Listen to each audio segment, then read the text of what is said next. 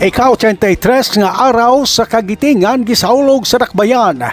Niduyog ang Cebu City Government sa pagsaulog sa tibuok nasod sa araw ng kagitingan kagahapon, Abril 9. Pinagi sa usa ka seremonya sa paghad og buwak sa Plaza Independencia sa Dakbayan, pinangaluhan ni Mayor Raymond Alvin Garcia. Ang kasaulugan paagi sa pagtimaan sa nasod sa gipakitang kaisog og paghigugmas sa yutang natawhan sa mga sundaong Pilipino batok sa mga Hapon atol sa ikaduhang gubat sa kalibutan. Mga coach o mga ginikanan gipasalamatan sab tungod sa kalampusan sa Cebu City Niños.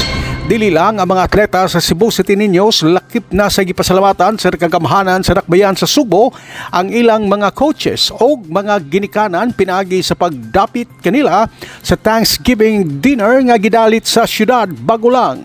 Nakanayon si Mayor Raymond Alvin Garcia nga lakip sa kalampusan sa mga atleta aron magpabilin nga overall champion ang Cebu City sa Central Visayas Regional Athletic Association nga gipahigayon karong tuiga Marso 11 ngadto sa Marso 16 sa Bayawan City, Negros Oriental. Mga bagong scholars gitambagan nga mukugi sa ilang pag-eskwela.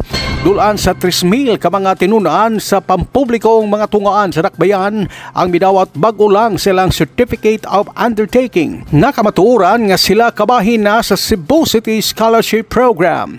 Siyang pagigpong ni awhag si Mayor Raymond Alvin Garcia nga magsilbi ang seremonyas nga papilo haron ang mga tinunan maninood silang pagtuon haron usab makabot ang ilang mga katayuan sa kinabuhi. Duha ka bukirang mga barangays giilang nga mahimong kakuhaan og dugang supply sa tubig.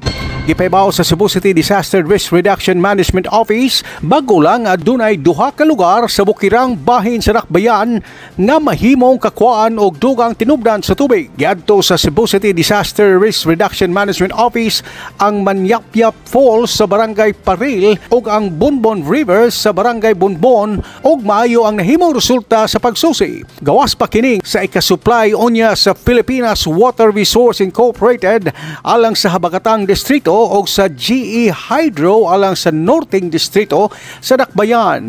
City Veterinarian ni pahinomdom nga ang mga hayop at timanon batok sa epekto sa tinginit. Karon nga nakagrabe ang kainit, gipahinumduman ang tanan nga nagbuhi og mga kahayupan nga ampingan o atimanon nila aron balikay sa sakit og sa daotang epekto sa tinginit. Nagkanayon si Dr. Alice Utlang, ang pangu sa Department of Veterinary Medicine and Fisheries, nga gikinahanglan ana sa landong ang mga hayop o adunay igo nga mainom nga tubig. Sa pagkakaroon hinoon, nagkanayon siya nga wapay natala o na-report silang buhatan nga adunay mga hayop nga nagkasakit tungod sa grabing kainit sa panahon.